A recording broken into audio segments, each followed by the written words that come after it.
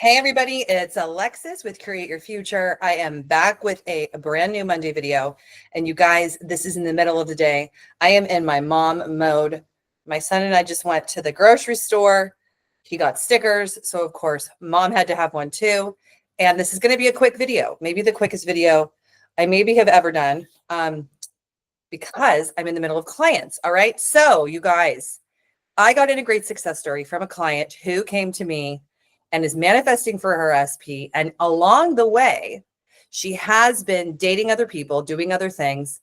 And we have tweaked the affirmations. She is seeing so much positive movement and momentum in her reality that this is such a good video to think about if you're manifesting for an SP, what do you do with yourself in the interim? Now, my advice is, if you are manifesting for a change in someone, you don't ever want to put your life on hold. I don't agree with if I'm living in the end of being with them, then I wouldn't be seeing anybody else. My answer is you want to be living in the end of being pursued. Why not by them and other people, and you get to choose, okay? And that's the conclusion that I've come to after coaching so many people and having people try the way of not seeing anybody, not dating anybody, waiting, and etc. And for a lot of people, that kind of gets them unfocused, and they end up thinking a bunch of thoughts that they don't want to be thinking anyways, and then things manifest or don't manifest, and they end up being stuck, okay? So remember, it's your reality, it's your experience. How you decide you're doing it, what you decide you're doing, and what you decide is best for you dictates so many things. So if you are like this client and you are manifesting a reconciliation or an apology with your SP, and you're like, Alexis, should I date people along the way? Well, what do you think about it? Now, if you think so negatively about it, then don't date without changing the negative ideas. The thoughts that you think attached to what you're doing are what reigns supreme, okay? So as long as you're thinking thoughts, you always want to be thinking that whatever you do draws the person closer. So that's for you if you're going through a recent breakup, if you're manifesting somebody back, if you're trying to recreate a person in your reality, and a lot of things have happened. I usually don't even have my hair up in videos. I'm trying to get used to it as I look at myself. You know, you guys, as I do a video for you guys, all I do is see myself. Like I'm not, the camera is right here. So it's always so funny. I guess it's like that when you do any video, right? But in any event, so yeah, it's all about you. It's all about how you see it, Now, if you are, the thing is this, is if you are wanting to manifest a person back, or if you've had a breakup and technically in your 3D reality, you've accepted it, you are broken up. Let's say you moved out. Let's say you've decided that that's the best for you to maintain your focus. How you think about you and your actions, and how you think about the past and what happened with them also really matters, right? So these are sneaky thoughts. These are thoughts. And I really do not think that, again, if you're living in the end of being with them and you have decided that you're not going to see anybody else, you're just going to focus, that's one way of doing it. You could also be living in the end of of a reconciliation, of an apology, of being chased and pursued once and for all, and being the girl or the guy who is the king or the queen, who has so many options, including the person from before, that's what you're focusing on. Okay. Now let me get to the success story. Oh, I'm even making good timing. Okay. Hi, Alexis. At our last session, you encouraged me to send in any successes. I've been hesitant to do that because, as you know, I'm still on the fence about who I really want because, quite frankly, it's raining men for me. When I first came to you, I had been dumped out of my long-term relationship, found out there was a 3P, and ended up moving out of our shared home. It was heartbreaking for me, and I was really having a difficult time feeling and expressing my emotions, feeling worthy, and just functioning.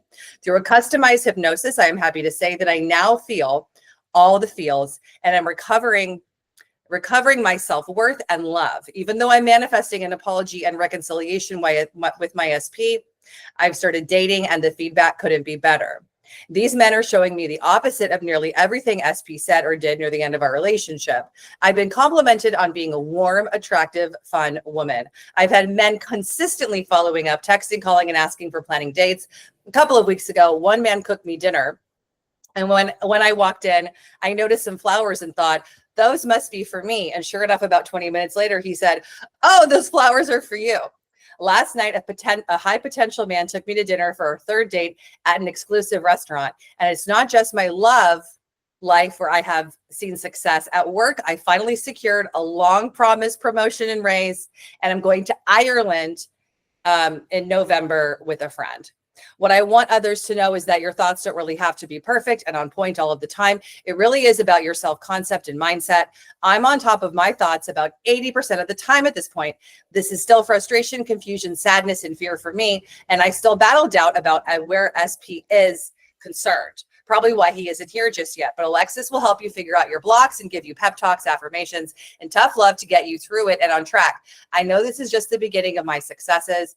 And I have Alexis and Create Your Future to thank. ... Stay tuned. Okay.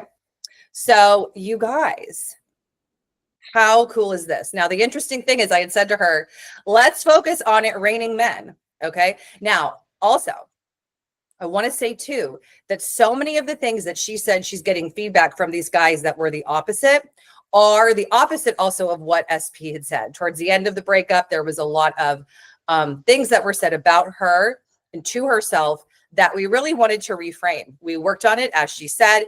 We did a customized hypnosis. So that's my one-on-one hypnosis where we really, really worked on her reclaiming her self-love, worthiness, and value. Okay.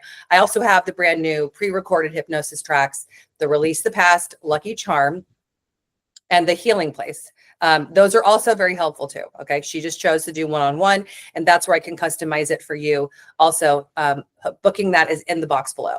But I had said to her, okay, because she was in the conundrum that I hear a lot of people who come to conscious manifesting of like, I'm manifesting him back. And we're also manifesting for an apology, reconciliation, for him to take responsibility. Lots of things happen towards the end of the relationship. Now, she was very confused, also confused. Like I said, people are always asking me, should I see other people as I manifest him? My answer is absolutely. It is also because that's my viewpoint, because you also want to get practice and experiencing the reality where you're hearing the things that you are creating and wanting to hear from your SP. The things that she was hearing about being warm and affectionate, flowers, all those things were all part of the affirmations we designed and the reality we're creating. So the more that you experience that, you want to say, I am going to experience this with him too, right? That it's all of it. Your reality, you don't want to have the boxes so separate with men, with women, with them, with whoever you're dating. You want to put it all together. A lot of times people in their minds do this. My SP broke up with me, he's here. And then all the men that I'm dating are here. Well, we want to merge the two, right? And say, no, this is what's happening. And I'm getting used to. The more you get used to this and say, this is how it is, your mind, your brain, consciousness, your subconscious is listening to your conscious thoughts saying, oh, this is really working. Oh, this is so great. That's why I'm often encouraging my clients to get out there. And you got to face whatever story you hear yourself, tell yourself about getting out there. Now, a lot of people I know will say, oh, that means like right away I hear it. This, watch. I'm not going to get out there. I'm not going to go on online dating, Alexis. That freaks me out. I hate it. I've done it before. It's so awful. Okay.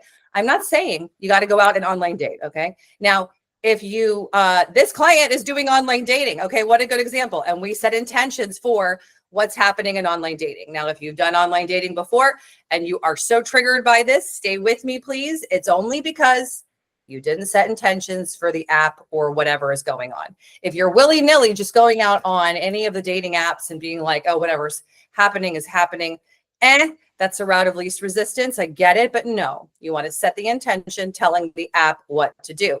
In her case, I just said, well, what about if we create that as raining men? Now look what she wrote in. It's raining men.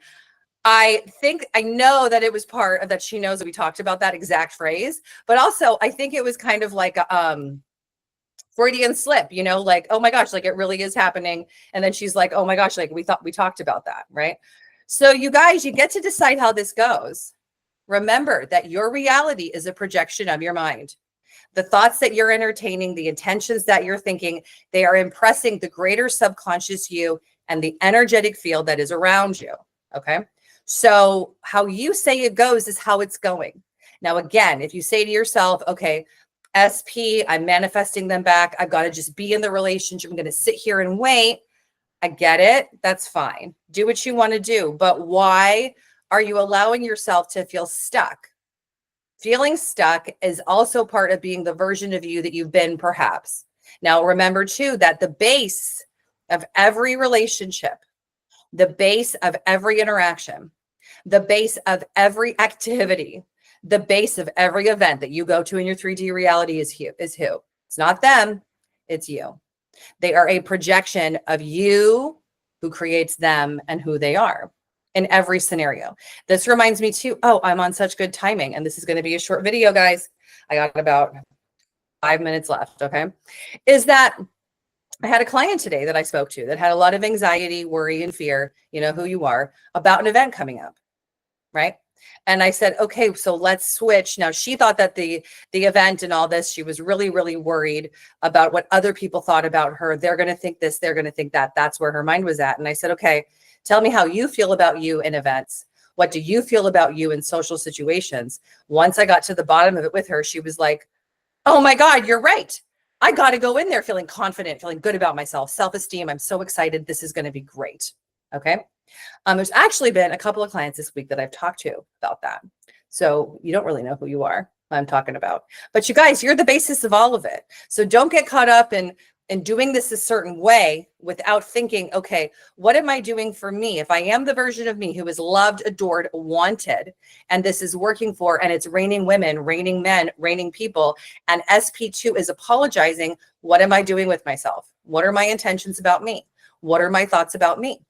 Who am I being? Who am I being?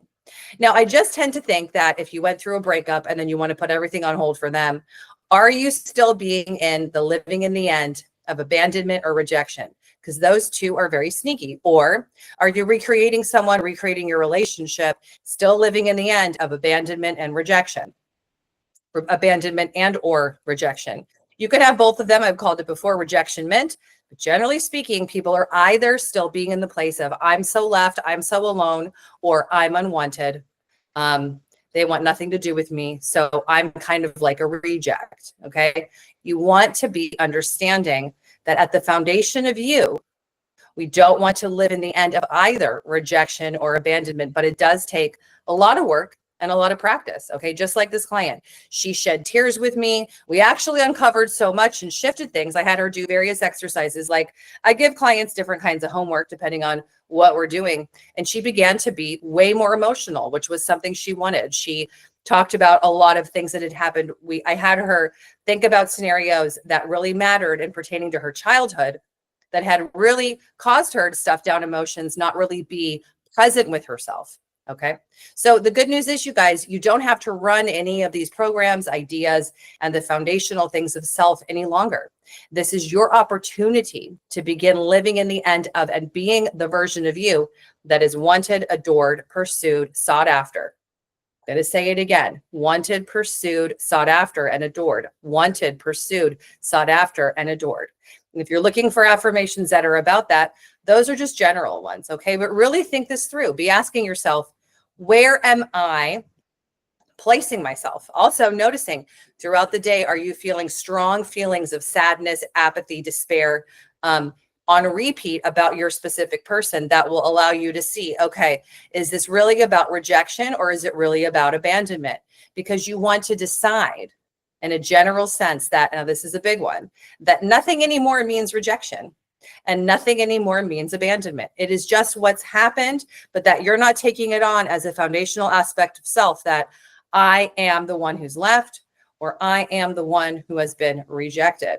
Now, even that can take, that's like on and off for people. It can be a lifetime of focus, right? Because if you've had the abandonment and the rejection wounds, things will tend to come in that will try to get you back there. The good thing is, as the more that you learn to appreciate that nothing ever meant that and nothing means that, it will be easier for you to focus on that version of you that you really desire to be. Because we got to do that, you guys. It's the foundation of all of the relationship success stories, including this one I've ever had, is no longer being the version of you that accepts the label of self-abandonment or accepts the label of self-rejection. Okay. All right, you guys, that's a short video. I did it. I made it, me and my sticker, my hair up in the middle of a busy week. I love you guys so much. Listen to this video a bunch of times. I said all the key points and ask yourself, what foundational aspects am I adding on? Like, what am I thinking about my thoughts about how I'm doing this? I get to do what I want. This is my reality, my experience. It's projection of my mind. So I'm getting better and better at defining and redefining who I choose and get to be. I love you guys so much. Have an awesome day. Remind yourself and remember how special and amazing you are. And I will see you in my next video. Bye.